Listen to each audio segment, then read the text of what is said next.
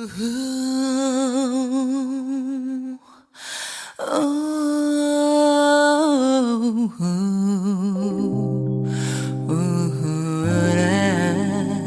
64 அதில் ஆணும் பெண்ணும் அறிந்தது எத்தனை ரகசிய கேள்விகள்.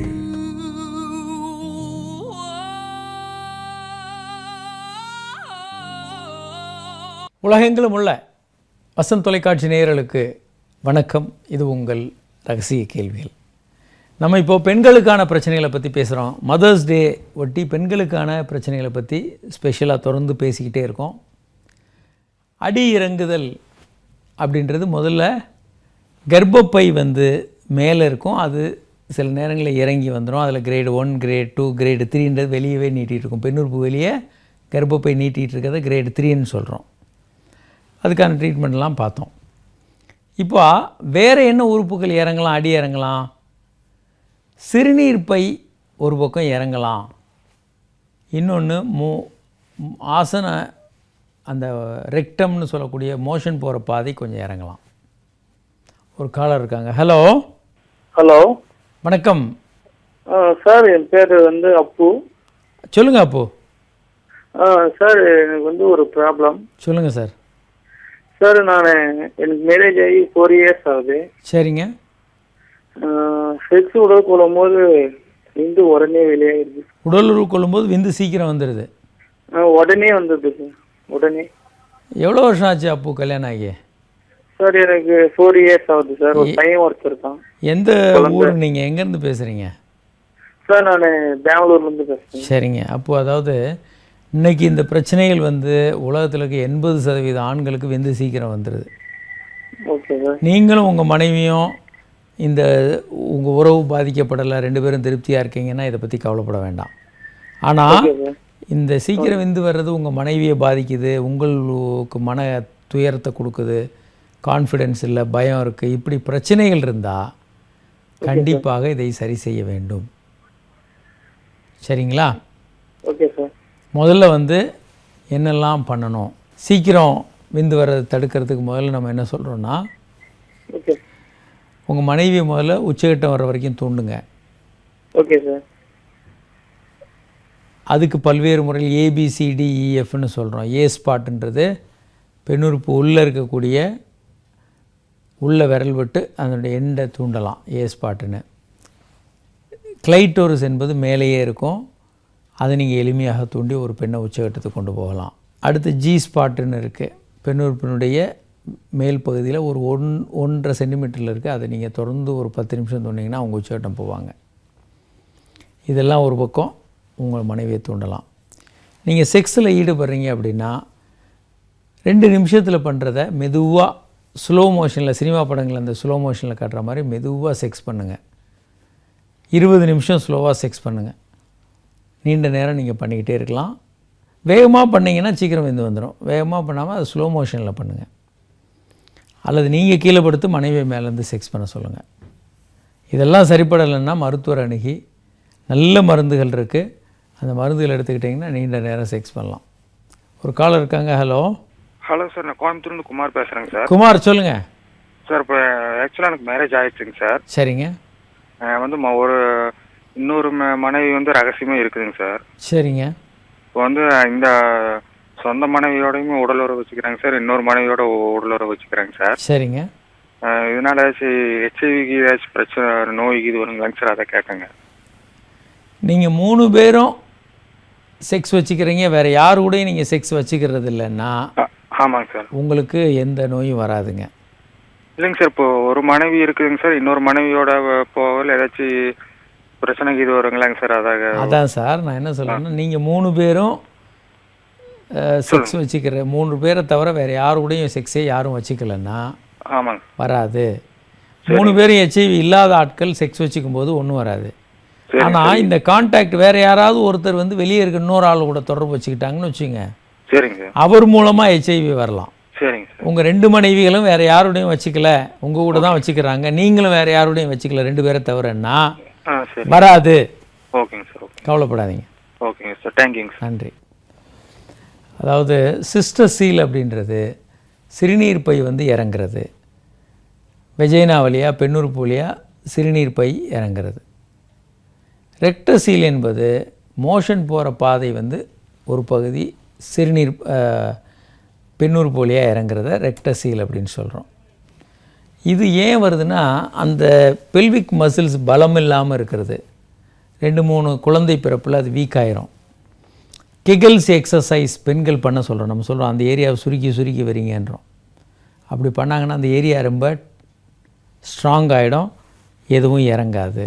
இந்த மாதிரியான சிகிச்சைகள் கொடுக்கும்போது தேவைப்பட்ட அறுவை சிகிச்சைகளும் இவங்களுக்கு பலனுள்ளதாக இருக்கும். சரி, அடுத்து நம்ம முக்கியமான விஷயம் பெண்களுடைய பிரச்சனைகள் பற்றி பேசிகிட்டு இருக்கும்போது என்ன சொல்கிறோன்னா, முக்கியமாக இன்றைக்கி பெண்கள் பெருமளவுக்கு வருத்தப்படுற விஷயம் குழந்தையின்மை தான்.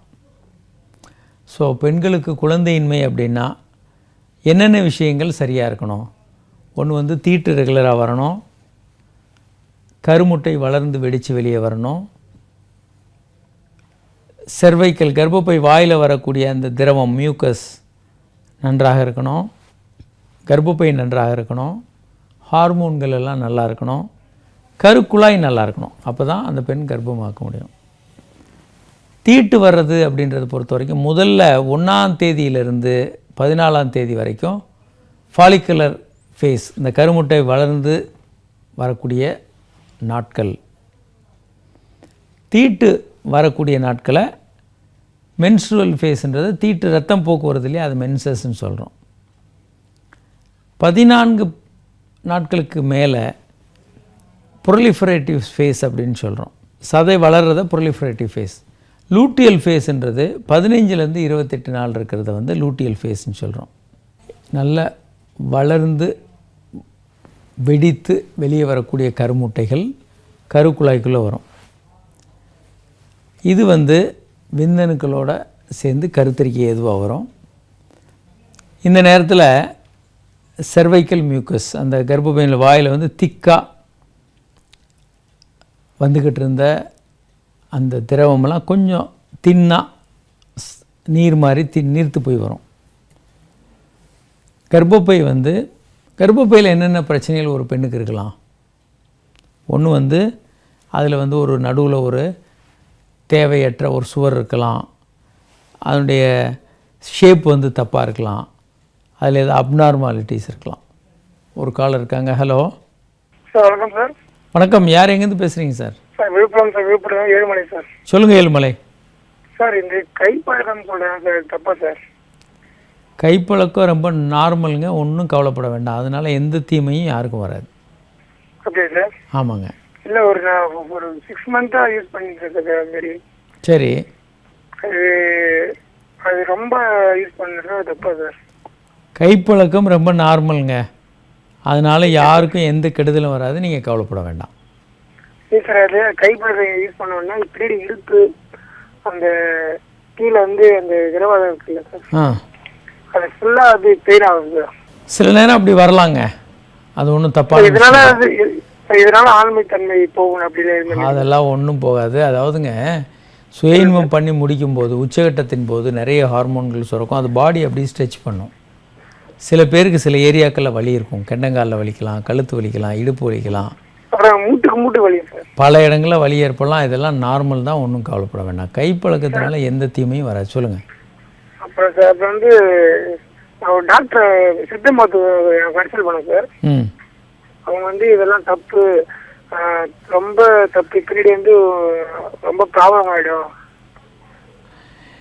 அதாவதுங்க, யார் சொல்கிறது கேட்கணும் அப்படின்றது நமக்கு தாங்க தெரியணும். Okay sir. உலக சுகாதார நிறுவனம் சொல்கிறது கேட்கலாமா, இந்த போலி மருத்துவர்கள் சொல்கிறது கேட்கலாமான்றது உங்களுக்கு தான் தெரியணும். இல்லை நாங்கள் சொல்கிறதுக்கு ஒன்றில் போலி மருத்துவர் தான் நான் சொல்கிறத கேட்பேன், உலக சுகாதார நிறுவனம் இவங்க சொல்கிறதெல்லாம் எனக்கு தெரியாது, நான் அவங்களுக்கெல்லாம் கேட்க மாட்டேன்னா அது உங்கள் விருப்பம். நாங்கள் சொல்கிறது இல்லைங்க, உலக சுகாதார நிறுவனமே சொல்லிக்கிட்டு இருக்காங்க. இவங்க போலி மருத்துவர்கள் உட்காந்து இங்கே உட்காந்து கதை பேசிகிட்டு இருக்கிறதெல்லாம் எப்படி நீங்கள் நம்புவீங்க?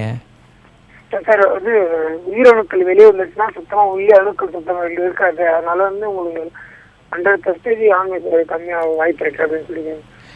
சுய இன்பம் பண்ணாத ஆட்களே இந்த உலகத்தில் இல்லைங்க, எல்லாரும் பண்ணுறாங்க. பண்ணாத ஆள் யாரையா பார்த்துருக்கீங்களா? உயிரணுக்கள் வெளியே வந்துடும் அப்படின்னு சொல்லியிருந்தேன். அது வெளியே போகிறதுக்கு தாங்க படைக்கப்படுது. விந்தணுக்கள் உங்கள் உடம்புல என்ன வேலை செய்யும்? விந்தணுக்கள் உருவாகுது, ஒவ்வொரு நாளும் கோடிக்கணக்கான அணுக்கள் உருவாக்கிட்டு இருக்கு. அது உருவாகிறதே வெளியே போய் இனத்தை பெருக்கிறதுக்கு தான். உங்கள் உடம்புல அது என்ன வேலை செய்யிருக்கு? ஒரு வேலையும் இல்லை அதுக்கு. ஸோ உருவாகிறதெல்லாம் வெளியே தான் போகும். இது அதிகமாக்குறதுக்கு என்ன சார், எப்படி சார் இருக்கு? ஏன்னா சாப்பிடணுமா இல்லை வேறனா? இயல்பான நல்ல ஆரோக்கியமான மனிதனாக இருந்தாலே போதுங்க. நல்ல காய்கறிகள் சாப்பிடுங்க, எக்ஸசைஸ் ரெகுலராக பண்ணுங்கள், நோய்கள் வராமல் பார்த்துக்கங்க, சந்தோஷமாக இருங்க. வேறு எதுவுமே தேவையில்லை, உங்களுக்கு எல்லாம் நல்லபடியாக நடக்கும்.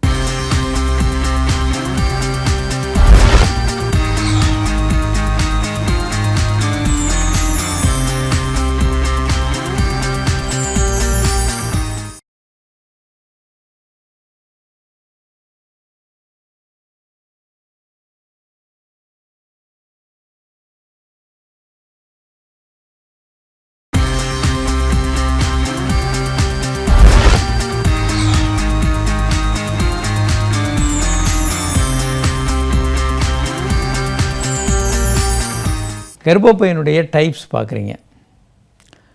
நார்மலாக எப்படி இருக்கும் கர்ப்பப்பை? யூனிகார்ன் வேணுனா ஒரு பக்கம் மட்டும்தான் டியூபும் குழாயும் இருக்குது. செப்டேட்னா நடுவில், கர்ப்பப்பைக்கு நடுவில் தேவையற்ற ஒரு செப்டம் இருக்குது, 2 சுவர் இருக்குது, அது 2ஆக பிரிக்குது கர்ப்பப்பையை. பைகார்ன் வேணுனா ரெண்டும் இணையாமல் தனித்தனி குழாய்களாக இருக்குது கர்ப்பப்பை. இந்த மாதிரியான அப்நார்மாலிட்டி இருந்தால் கருத்தரிக்கிற வாய்ப்பு குறையும். அதே மாதிரி ஹார்மோன்கள் அப்நார்மாலிட்டி பல காரணங்களால் இருக்கும். பல காரணங்களால் ஹார்மோன்கள் நார்மலாக இல்லாமல் இருக்கலாம். கருக்குழாயில் என்னென்ன பிரச்சனைகள் வரலாம்? கருக்குழாயில் அடைப்பு இருக்கலாம், அதில் ஏதாவது பிரச்சனைகள் இருக்கலாம். இப்போ ஆண்களுக்கு, இப்போ பெண்கள் ஒரு பக்கம் நல்லா இருக்காங்க. ஆண்களுக்கான பிரச்சனைகள் அப்படின்னு பார்த்தா என்னென்ன? ஒன்று விந்தணுக்கள் நல்லா இருக்கணும். ஒரு காலர் இருக்காங்க. ஹலோ. ஹலோ சார், வணக்கம் சார். வணக்கம். யார் எங்கேருந்து பேசுகிறீங்க சார்? ஏழுமலை சார், திருவண்ணாமலை மாவட்டம் சுக்காம்பாளையம் கிராமம். சொல்லுங்கள் சார். சார் இப்போ எனக்கு ஒரு 4 நாளுக்கு ஒரு தடவை உடலுறவு கொள்ளனா வலி எடுத்துக்குதுங்க. அந்த அதாவது உயிர்நிலைன்னு சொல்கிறாங்க பாருங்க. ஆமாம். அந்த நரம்புல வலி எடுத்துக்குதுங்க. சரிங்க. அது வெளியானாதான் அந்த வலி நிற்குது. சரி. இது பிரச்சனை சார், நான் ஏதாவது ட்ரீட்மெண்ட் எடுத்துக்கணுங்களா? உங்கள் யோசனை கொஞ்சம் சொல்லுங்கள். இதுக்கு பேர் ப்ளூ பெல்ஸ்ன்னு பேருங்க. ப்ளூ பெல்ஸ் அப்படின்னு பேர். இது எல்லாருக்கும் இருக்கிறது இல்லை, ஒரு சிலருக்கு இந்த மாதிரி வருது. அவங்க செக்ஸ் பண்ணலன்னா அந்த ஏரியாவில் விந்து வெளியேற்றலைன்னு வச்சுங்க, வலி இருக்கும். ஆமாம் சார். இது ப்ளூ பெல்ஸ்ன்னு பேர். இது ரொம்ப எளிமையான தீர்வு. செக்ஸு 2 நாள் 3 நாளைக்கு ஒரு முறை பண்ணிக்கிட்டே இருங்க, அவ்வளோதான். எல்லாம் சுயன்பம் பண்ணிக்கோங்க. சரிங்க சார். அதனால் நமக்கு உடம்புக்கு எந்த பாதிப்பும் இல்லைங்களா? எந்த வித பாதிப்பும் வராது, கவலைப்பட வேண்டாம். சரிங்க ஐயா. ஒரு பிரச்சனையும் வராது, கவலையே படாதீங்க. சரி, இப்போது குழந்தையின்மைன்னு எடுத்துக்கிட்டோன்னா ப்ரைமரி இன்ஃபர்டிலிட்டின்னு சொல்கிறாங்க. முதன்மை குழந்தையின்மை. இவங்க எந்த நேரத்துலையும் எப்போதும் கர்ப்பமே ஆனவங்க இல்லை அப்படின்னா முதன்மை கருத்தரிப்பு இயலாமை. செகண்டரி இன்ஃபர்டிலிட்டின்னு எப்போ சொல்கிறோம்? ஒரு குழந்தை இருக்குது, அல்லது ஒரு முறை கருத்தரித்தாங்க, அது கலைஞ்சிருச்சு, அடுத்து கருத்தரிக்க முடியலைன்றது செகண்டரி இன்ஃபர்டிலிட்டி அப்படின்னு நம்ம சொல்கிறோம். நிறைய காரணங்கள் இருக்குது. சினை முட்டை வெடித்து வெளியே வர முடியாமல் இருக்கிறது, குண்டாக இருக்கிறது, ஹார்மோன்கள் குறைபாடு, பல்வேறு கர்ப்பப்பையில் பல்வேறு குறைபாடுகள் இருக்கிறது, இதெல்லாம் பார்க்குறோம். விந்தணுக்களுக்கு எதிர் உயிரிகள் கர்ப்பப்பை வாயில் இருக்கிறது, கருக்குழாயில் அடைப்பு வர்றது, ஸ்மோக் பண்ணுறது, இப்படி பல காரணங்கள். ஆண்களுக்கு என்னென்ன பிரச்சனை இருக்கலாம்? ஆண்களுக்கு விந்தணுக்கள் ஊர்ந்து போகிற தன்மை கம்மியாக இருக்கலாம், இந்த அணுக்கள் எண்ணிக்கை குறைவாக இருக்கலாம், உரிச்சிதைவான அணுக்கள் ரொம்ப இருக்கலாம், இப்படி பல காரணங்கள். ஒரு காலர் இருக்காங்க. ஹலோ. ஹலோ சார், நான் கோயம்புத்தூர்லேருந்து மஞ்சுளா பேசுகிறேன். மஞ்சுளா சொல்லுங்கள். சார், எங்களுக்கு மேரேஜ் ஆகி 6 இயர்ஸ் ஆகுதுங்க சார். சரிங்க. ஆனால் எங்களுக்கு மேரேஜ் ஆனதுலேருந்து செக்ஸ் ஃபீலிங்கே இல்லைங்க சார். அந்த 2 பேத்துக்குமே அப்படியே இருக்குங்க சார். செக்ஸ் பண்ணுறீங்களா இல்லையா? இப்போ அந்த ஃபீலிங்கே சுத்தமாகவே இல்லைங்க. குழந்தை இருக்கா இல்லையா? இருக்குங்க சார். எப்பயா அது வந்து சும்மா வாண்டடா நம்மளா செய்தா ஃபீலிங்ஸே வர மாட்டேங்குது. இல்லைம்மா, குழந்தை செக்ஸ் பண்ணி தானே பார்த்தீங்க? குழந்தை 2 குழந்தை இருக்குங்க சார். செக்ஸ் பண்ணி தானே குழந்தை பிறந்தது? ஆமாங்க சார். சரிங்க, நீங்கள் 2 பேரும் சேர்ந்து ஒரு செக்ஸாலஜி மருத்துவர் அணுகுங்க. இந்த மாதிரி வேற பிரச்சனை எங்களுக்கு போறதுக்கே தயக்கமா இருக்குங்க சார். ஏகப்பட்ட பேருக்கு இருக்காங்க, ஏகப்பட்ட பேருக்கு இப்படி இருக்காங்க. ஏன் சுத்தமா அந்த உணர்ச்சியே இல்லாம இருக்குங்க சார். எக்கச்சக்கமான பேருக்கு இருக்குங்க. நீங்கள் ஏன் உங்களுக்கு மட்டும்தான் உலகத்தில் இருக்குன்னு நினைக்கிறீங்க? அது 2 பேத்துக்கு இருக்கிறதுனால இந்த மாதிரி இருக்கான்னு சொல்லி நாங்கள் இன்னும் ஒரு டாக்டர் கூட பார்க்கலைங்க. இந்த நிகழ்ச்சியில் சொல்லிக்கிட்டே இருக்கேமேம்மா, லேக் ஆஃப் டிசையர். மேரேஜுக்கு முன்னாடி இருந்துச்சுங்க சார் இந்த மாதிரி ஃபீலிங்ஸ். மேரேஜ் அன்னையிலேருந்து அந்த மாதிரி இல்லைங்க சார். அதை எப்படி உருவாக்குறது, எப்படி வாழ்நாள் முழுவதும் ஒரு செக்ஸ் உணர்வோடு வாழ்கிறது எல்லாத்தையும் சரி பண்ண முடியும். ஒன்று மன ரீதியான காரணங்கள், உடல் ரீதியான காரணங்கள்னு இருக்குங்க. அது திடீர்னு கட் ஆனதுக்கு என்னங்க சார்? பல காரணம், மன ரீதியான காரணங்கள் உங்களுக்கு இருக்கலாம். பல நேரங்கள்லங்க நம்ம சினிமா படத்தில் பார்க்குற மாதிரி காதலை வந்து தொடர்றதில்லை. நம்ம இப்போ வந்து காதலிக்கும் போது காதலி வர்றாங்க, இல்லை காதலர் வர்றாரு, நம்ம என்ன வேலை இருந்தாலும் ஒத்தி போட்டு அவரை அட்டன் பண்ணுவோம். இப்போ நீங்கள் வீட்டில் இருக்கீங்க, உங்கள் வீட்டுக்காரரு வேலையிலேருந்து வர்றாரு, ஃபோனில் பேசிகிட்டு இருக்கீங்க. சரி, ஃபோனில் தானே பேசுகிறோம், முடிச்சிருவோம், அவர் உட்காரட்டும் அப்படின்னு சொல்லி ஃபோனில் பேசிகிட்டு இருப்பீங்க. அரகன்ட்டு, அது வந்து ஒரு அரகன்ஸ் அது அப்படின்னு சொல்கிறாங்க. அதே மாதிரி டிவி பார்த்துட்ருக்கீங்க, இந்த சீரியல் முடிஞ்சிட்டோம், கொஞ்ச நேரம் அவர் உட்காரட்டும், இங்கே தானே இருக்க போகிறாருன்னு நினைப்போம். அந்த காதலிக்கும் போது இப்படி இருக்க மாட்டீங்க. அவர் உள்ளே நுழைஞ்ச உடனே அப்படியே முகமே பிரகாசமாக போய் எல்லாத்தையும் ஆஃப் பண்ணிவிட்டு ஓடி போய் அந்த வரவேற்பீங்க, என்ன வேணும்னு கொடுப்பீங்க, கவனிப்போம். ஆனால் அதே மாதிரி அவரும் உங்கள் சைடில் அந்த பிளண்ட் ஆயிடுவாங்க. கொஞ்சம் கொஞ்சமாக பாசிட்டிவான விஷயங்களெல்லாம் விட்டுருவாங்க. காதலிக்கும் போது பாசிட்டிவான விஷயங்கள் நிறைய பண்ணுவாங்க, நெகட்டிவான விஷயங்கள் உங்களுக்கு சின்ன சின்ன குறை இருக்குன்னா சொல்ல மாட்டாங்க. கல்யாணம் ஆன பிறகு நல்ல விஷயங்களெல்லாம் செய்ய மாட்டாங்க, மறந்துடுவீங்க. இல்லை டிவி பார்த்தா டிவி ஆஃப் பண்ணிட்டு கணவரை பார்க்க மாட்டீங்க. அவர் வர்றாரு, அவர் லேப்டாப்பில் ஒர்க் பண்ணிகிட்ருக்காரு, நீங்கள் உள்ளே வர்றீங்க, அதை நிறுத்திட்டு உங்களை அட்டன் பண்ண மாட்டார். ஆனால் நெகட்டிவான விஷயங்கள், இப்போ சோத்தில் கொஞ்சம் உப்பு கம்மியாக இருக்குது, அது ஏதாவது காய்கறி சரியா இல்லைன்னா அது சத்தம் போட்டு சொல்கிறதுல ரொம்ப விவரமாக இருப்பாங்க. கல்யாணம் ஆகி நாள் ஆக ஆக சார் பாசமா தாங்க சார் இருக்காரு. ஆனால் இந்த இது மட்டும் கொஞ்சம் ஏமா, பாசம் என்பது வேற, நான் சொல்கிறது வேற. பாசமாக ஹஸ்பண்ட் அண்ட் ஒய்ஃப் இல்லைன்னு யாரும் சொல்லலை. ஆனால் இது வந்து ஒரு ரூடாக பிஹேவியர்னு நமக்கு சொல்கிறோம். கொஞ்சம் கொஞ்சமாக நம்ம வாழ்க்கையில் ரூட் பிஹேவியர் வந்துடும்மா. டேக் இட் ஃபார் கிராண்டட்னு நாங்கள் சொல்கிறோம் ஆங்கிலத்தில். இது உங்களுக்கு எடுத்தோடனே இதை சொல்கிறது உங்களுக்கு புரிய மாட்டேங்குது. அவர் கூட இப்போ பொண்டாட்டி அடிச்சுக்கிட்டு இருக்கவங்க வையிற கணவர்கள் இருக்காங்க இல்லையா, அவங்க பாசம் இல்லைன்னு நான் சொல்லிட்டு இருப்பாங்க. கேட்டிங்கன்னா என் மனைவிக்காக நான் உயிரை விட்டுருவேன்னு சொல்லிட்டு இருப்பாங்க. ஆனால் உதச்சிக்கிட்டு அடிச்சுக்கிட்டு திட்டிகிட்டு இருப்பாங்க. ஏன்னா அப்படி தான் பாசத்தை நான் காட்டுறேன்னு சொல்லிக்கிட்டு இருப்பாங்க. அது அப்படி இல்லை, இதெல்லாம் 100% சரி பண்ணிடலாம். இது மட்டும் இல்லை, உணர்வுகள் மட்டும் இல்லை, பல்வேறு விஷயங்களை சரி பண்ணி ஒரு அற்புதமான வாழ்க்கையை நம்ம வாழ முடியும். இல்லை மேரேஜுக்கு முன்னாடி வந்துட்டு கரெக்டாக இருந்துச்சுங்க சார். மேரேஜ் ஆனதுலேருந்து அப்படியே இன்னும் 6 இயர்ஸ் ஆயிடுச்சு, அந்த இது மாற்றமே வரலைங்க சார். உங்களுக்கு அதாங்க ஒன்று மன ரீதியான காரணங்கள் சொல்லிட்டேன் நான். இன்னும் நிறைய இருக்குது. உடல் ரீதியான காரணங்கள் நிறைய இருக்குது. உங்களுக்கு தைராய்டு இருக்கலாம், அவருக்கு தைராய்டு இருக்கலாம், ப்ரொலாக்டின்ற ஹார்மோன் அதிகமாக இருக்கலாம். ஒருத்தருக்கு செக்ஸில் ஆர்வம் இல்லாட்டியே பார்ட்னருக்கும் ஆர்வம் குறைஞ்சி போயிடும். ஸோ 2 பேரும் சேர்ந்து செக்ஸாலஜி மருத்துவர் அணுகுங்க, முழுமையாக சரி பண்ணலாம்.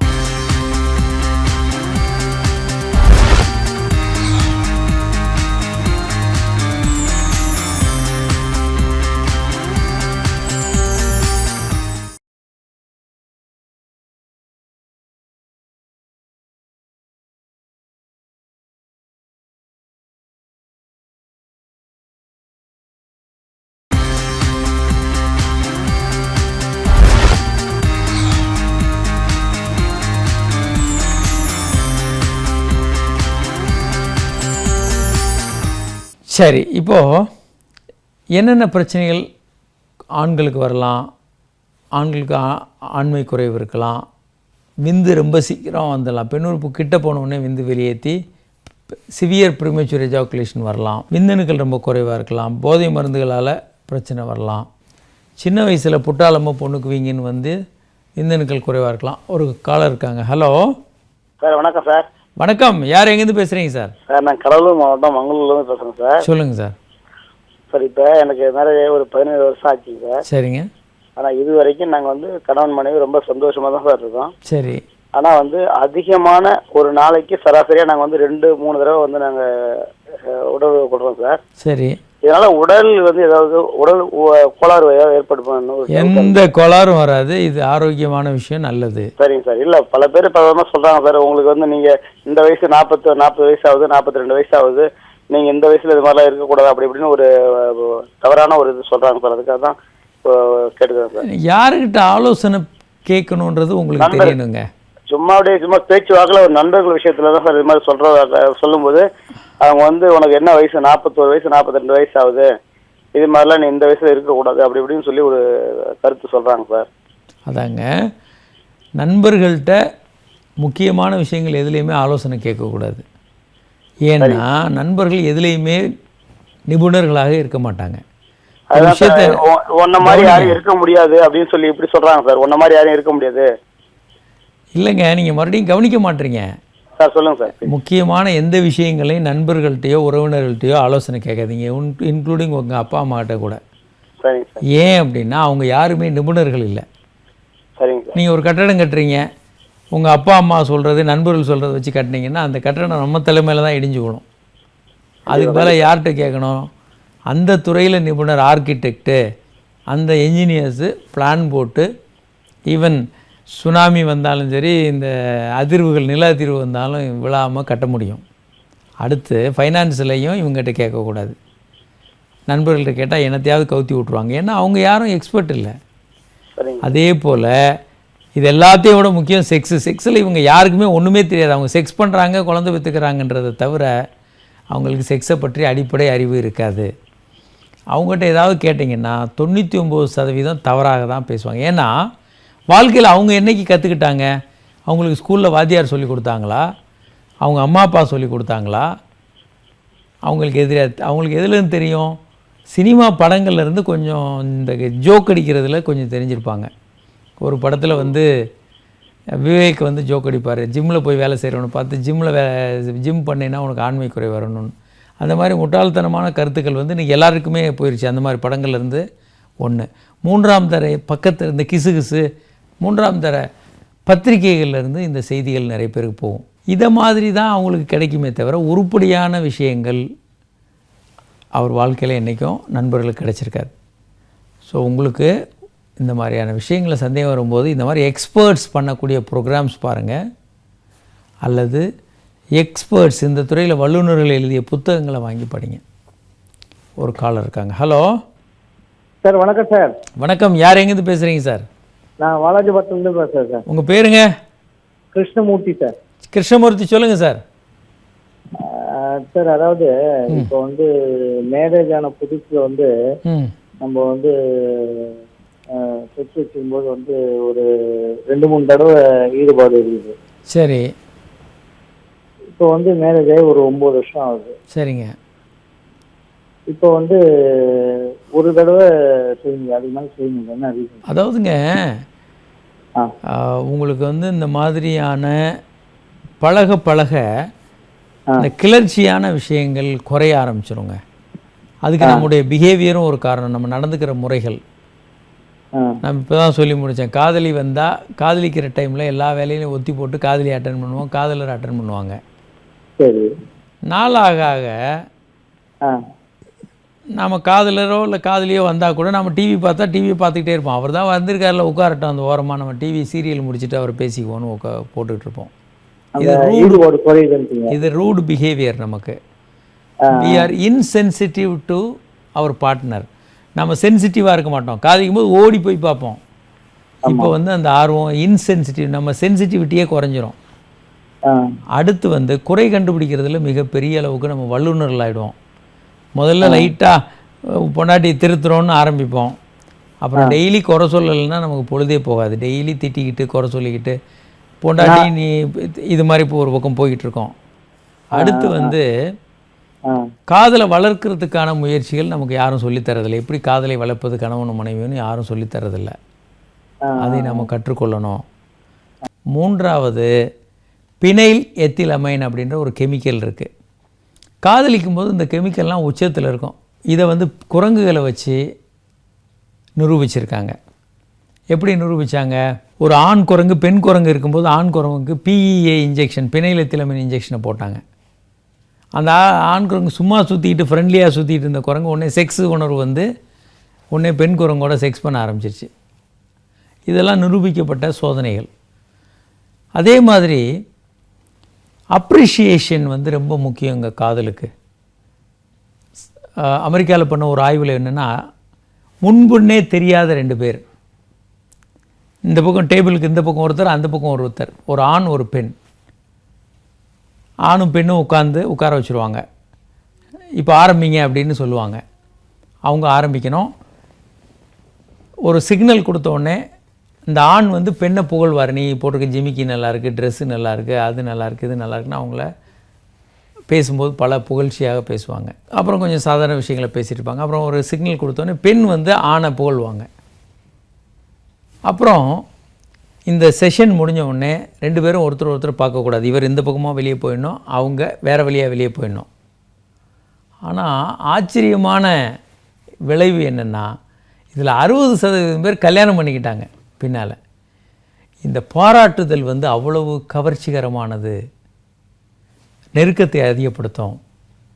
ஆமாம், நாம் ஆனால் கல்யாணத்துக்கு அப்புறம் என்ன தப்பு பண்ணுறோன்னா, பாராட்டுறதை நிறுத்திட்டு திட்ட ஆரம்பிச்சிடறோம். புருஷன் பொண்டாட்டியை திட்டுறது, பொண்டாட்டி புருஷனை திட்டுறதுன்னு. இது உங்களுக்குள்ள காதலை நாசமாக்கிறோம். இது நம்ம பண்ணவே கூடாது. ஆனால் நமக்கு யாரும் என்றைக்கும் சொல்லி தந்ததில்லை. எல்லாரும் அதையே தவிர திரும்ப திரும்ப பண்ணுறோம். இன்னும் நிறைய விஷயங்கள் நம்ம தொடர்ந்து பேச இருக்கிறோம். இன்று இந்த நிகழ்ச்சியில் பங்கு பெற இயலாத வாசகர்கள் உங்கள் கேள்வியில் எங்களுக்கு SMS மூலமாக அனுப்பலாம். 7810077788 என்ற எண்ணுக்கோ 7305577888 என்ற எண்ணுக்கோ உங்கள் கேள்வியில் எங்களுக்கு SMS மூலமாக அனுப்பலாம்.